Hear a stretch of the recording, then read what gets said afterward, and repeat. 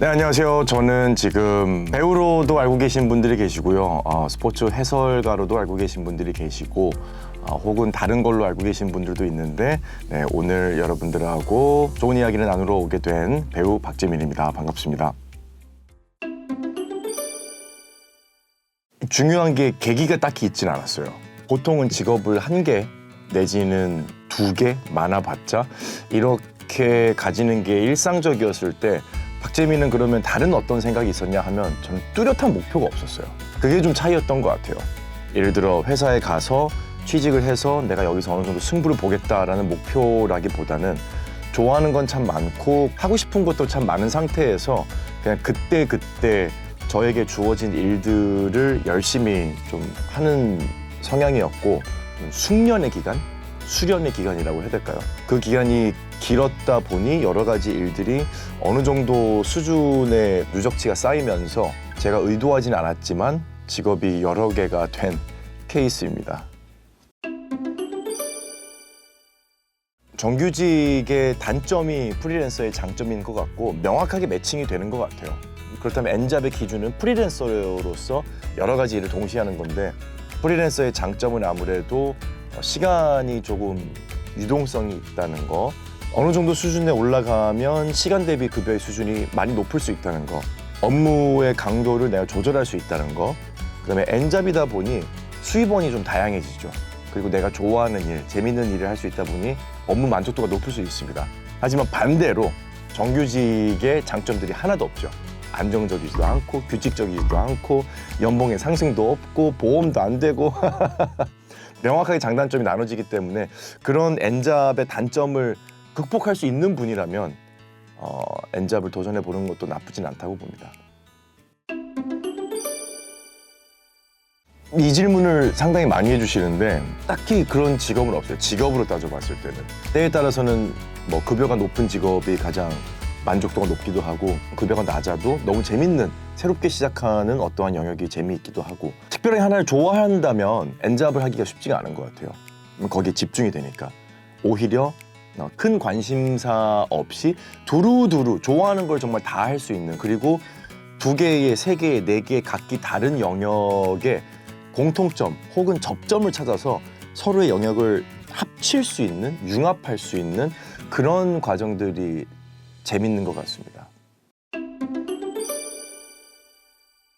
그럼요. 수입 면에서는 방송이 가장 압도적으로 수입이 좋고요. 그러다 보니 제가 일을 함에 있어서 선택을 할 때는 명확해지죠, 기준이. 예를 들어 두 개의 일이 동시에 들어올 수가 있어요. 세네 개의 일이 동시에 들어올 때도 있고 그럴 때는 반드시 명확한 기준으로 수입이 높은 걸 택합니다. 반대로 정말 의미는 있는데 급여가 너무 낮아서 힘들었던 거는 심판 업무. 제가 국제 심판을 하거든요.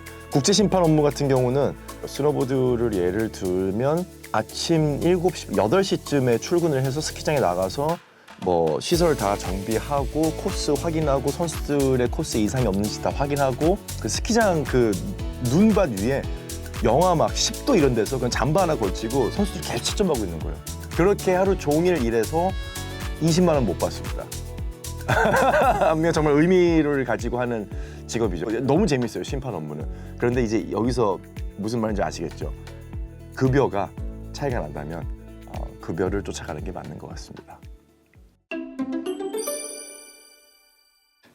일이라는 거잖아요. 우리가 지금 다들 이 영상을 보고 계신 분들께서 직업을 구해야 될 것 같아서 진로를 정해야 될 것 같아서 아마 고민이 많으실 텐데 저는 그런 질문을 좀 드려보고 싶어요. 우리는 일을 왜 해야 될까요?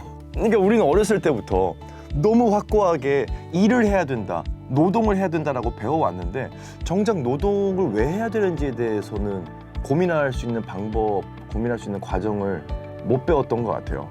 저도 그런 고민이 있었거든요. 내가 좋아하는 걸 하면서 행복하긴 하지만 결과적으로 봤을 때 내가 이 일을 왜 해야 될까? 근데 저는 그 일을 해야 되는 목표를 확실하게 찾은 상황입니다. 저 같은 경우는 딸이 2명 있거든요.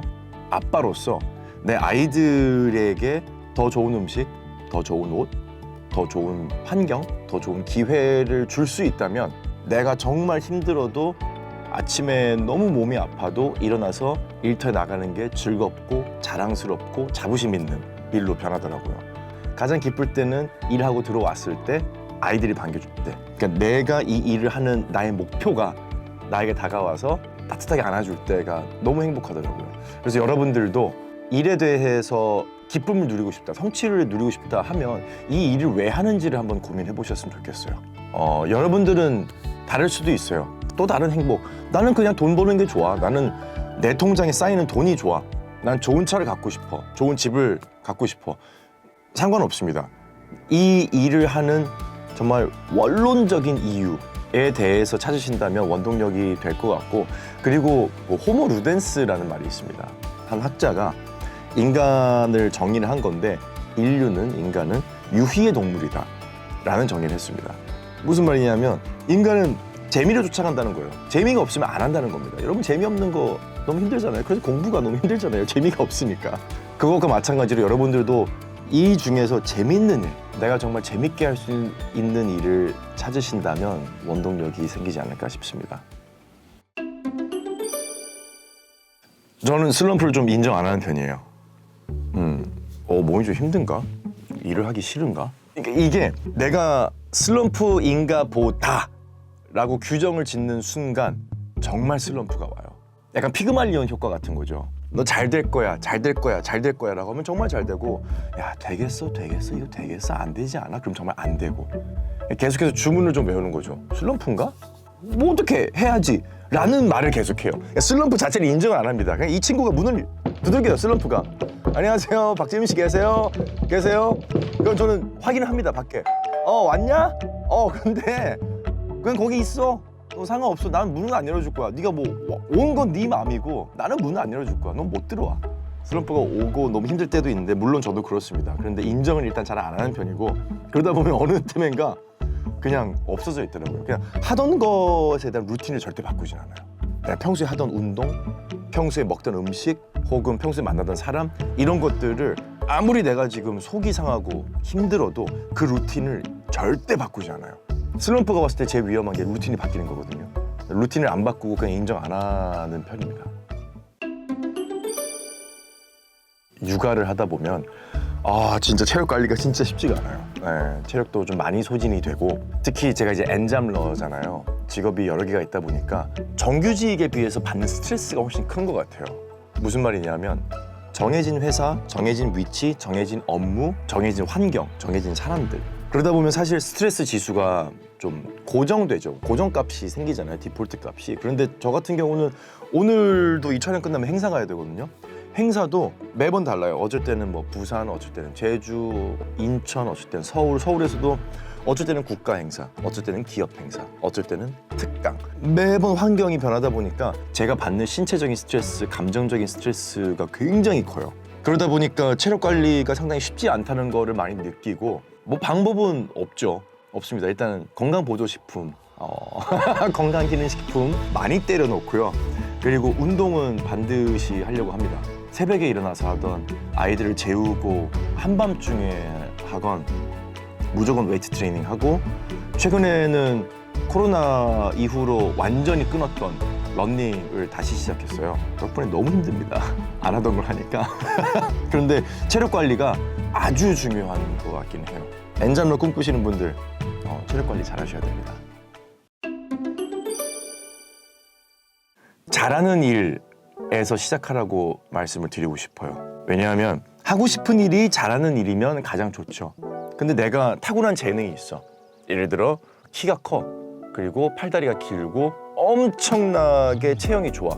그래서 주변 사람들은 야, 넌 타고난 모델이다. 모델 한번 해봐. 오케이. 자, 그렇다면 잘하는 것에서 일단 시작을 하셔야 돼요. 왜냐하면 재능이라는 것은, 좋아하는 것은 100이면 100 다 있어요. 근데 100명이면 100명이 다 잘하는 건 있지 않아요.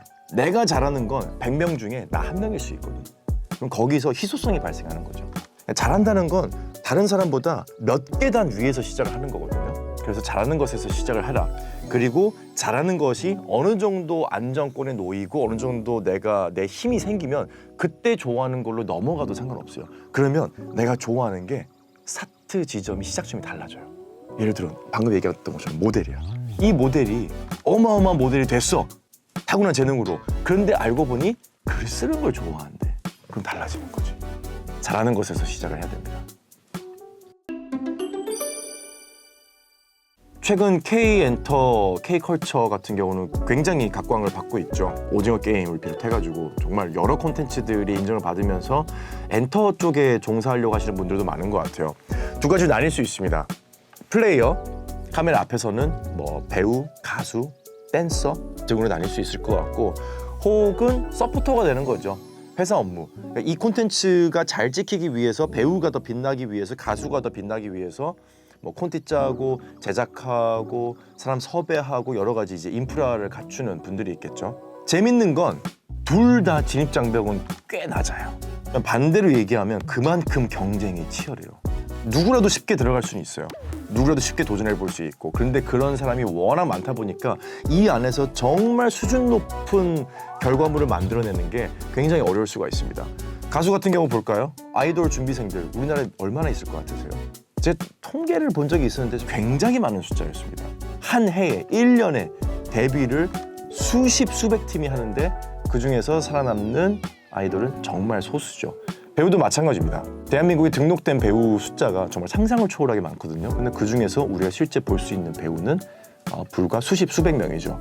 그만큼 경쟁이 치열하기 때문에 도전을 하는 것은 굉장히 쉽지만 버티는 것은 또 다른 문제일 수 있다. 그러기 위해서 내 매력이 뭔지, 여기서 어떻게 어떤 전략으로 내가 접근할 수 있을 것인지 잘 고민해 보시는 게 좋을 것 같고, 오피스 플레이어, 인사이드 플레이어, 이 서포터가 되기 위해서는 이 비즈니스, 이 산업이 어떻게 돌아가는지를 잘 아셔야 되는 것 같아요. 굉장히 트렌드라는 거잖아요. 트렌드라는 것은 정량적이지 않은 정성적인 영역입니다.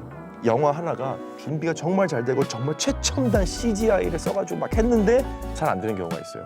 반면에 배우도 몇 명 안 나오고 독립영화처럼 만들었는데 대박 나는 경우도 있습니다. 그거는 사실 양적으로 볼 수 있는 게 아니라 이 질적으로 볼 수 있는 거거든요. 그런 면에서 이 사회가 어떻게 흘러가는지, 정확하게 이 사회가 원하는 메시지가 뭔지 좀 파악할 수 있는 아주 탁월한 감각이 있다면 도전해 보시는 것도 굉장히 좋을 것 같아요. 굉장히 재밌는 프로젝트, 재밌는 일들이 많이 벌어지는 곳이 엔터테인먼트 분야입니다. 진로 탐색이 제일 어렵죠. 사실 뭘 해야 될지 막막하기도 하고, 왜냐하면 저도 어렸을 때부터 명확하게 하고 싶은 게 있었고, 명확하게 진로 탐색에 대한 저만의 철학이 있었으면 아마 직업을 선택을 했을 거예요. 근데 저도 하고 싶은 게 딱히 있지 않고 뭔가 두루두루는 할 줄 아는데 정말 탑급으로 잘하는 게 있진 않았어요. 그러다 보니 이것저것 일단 되는 대로 해보자, 해볼게요가 쌓이다 보니까 이게 아주 오랜 시간 누적이 돼서 이제 엔잡러가 된 건데, 진로 탐색을 고민하시는 분들께 일단 몇 가지의 조언을 드린다면, 아까 말씀드렸던 것처럼 첫 번째로 뭘 해야 될지 모른다면 남들이 나한테 잘한다고 하는 거를 먼저 좀 해보세요. 일단 거기서 시작하세요. 거기서 질문이 생기는 순간 해답을 찾아 나가는 과정이 진로 탐색이 되는 거예요. 사실 가만히 있으면 질문도 안 생겨요. 나 뭐 하고 살지? 이건 질문이 아니죠. 이거는 그냥 지금 아무런 지금 방향에 대한 감각이 지금 소실되어 버린 상황인 거고, 한 걸음을 내딛어 보면 거기서 새로운 문들이 열리기 시작합니다. 두 번째, 전 좋아하는 게 뭔지 모르겠어요 라고 하신다면 평소에 여러분들 뭐 하세요? 어떤 분들은 하루 종일 게임만 하시는 분들도 있을 거고, 어떤 분들은 하루 종일 책만 읽는 분들도 계실 거고, 어떤 분들은 하루 종일 TV만 보는 분들도 계실 겁니다. 그런데 그게 절대 무의미하다고 보면 안 돼요. 게임, 어떤 종류 게임 하십니까? 어떤 종류의 음식을 드세요? 어떤 종류의 TV를 보세요? 여러 가지 선택사항 중에서 내가 유독 꽂히는 것들이 있어요. 그럼 저는 거기서 또 시작을 하라고 말씀드리고 싶어요.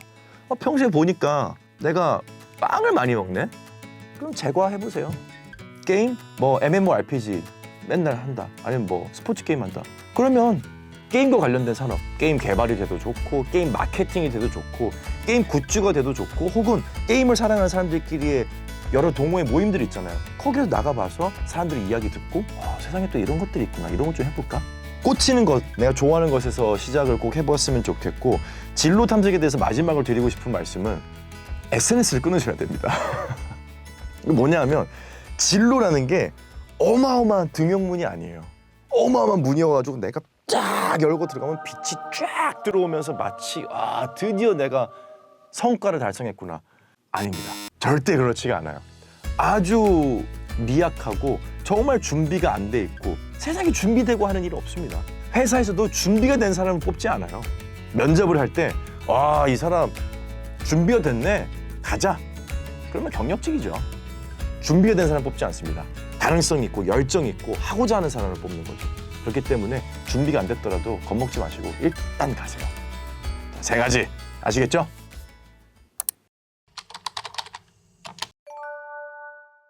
진로 고민이신 분들이 참 많죠. 특히나 구직에 대해서 굉장히 좀 한파가 몰아치고 있는, 대한민국의 경제 수준은 계속 올라가고 있지만 구직만큼은 쉽지가 않은 한파가 계속 이어지고 있습니다. 그 때문에 많은 20대, 30대 청년들이 참담하고 암담하고 힘든 상황이 계속해서 이어지고 있죠. 경주가 아니라는 걸 아셨으면 좋겠어요. 경주가 아닙니다. 이건 레이싱이 아니기 때문에, 야, 동기 중에 누가 취업했대, 동기 중에 누군 승진했대, 야, 동기 중에 누구는 벌써 연봉을 얼마를 받았대, 비교를 안 하셨으면 좋겠어요. 여러분들은 여러분들의 시간대에 살고 있어요. 100년을 살아야 되는 우리의 삶에 이 진로, 구직, 구인의 활동은 정말 아주 초반입니다. 초반에 아주 단말마의 아주 찰나의 시간이에요. 그렇기 때문에 여러분들이 내 옆을 계속 바라보면서 비교를 하는 것보다는 내가 진짜로 뭔지 좀 숙려할 수 있는 고뇌의 시간이길 바라고, 이 고뇌의 시간이 길어지면 길어질수록 분명히 여러분들한테는 좋은 일이, 더 큰 좋은 일이 올 거라고 저는 믿습니다. 왜냐하면 제가 그랬거든요. 36살까지도 정확하게 뭘 하면서 살아야 될지 고민을 했던 박재민이었습니다. 때문에 여러분들도 이게 경주가 아닌 내 삶을 단단하게 다져나간다는 생각으로 충분히 여유를 갖고 진로를 탐색하셨으면 좋겠습니다. 무엇보다도 여러분들께서 꼭 건강하고 기쁘고 행복하시길 진심으로 바랍니다.